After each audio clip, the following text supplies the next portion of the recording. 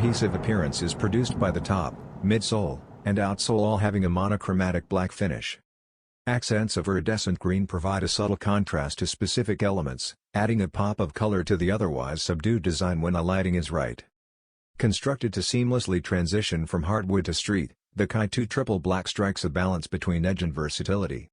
In order to absorb impact and return energy, the shoe has full palm nitrogen cushioning, an Arrow TPU structure for directional stability, and a high-strength top for locked-in support. Whether indoors or out, an anti-slip rubber outsole provides traction throughout forceful cuts and transitions.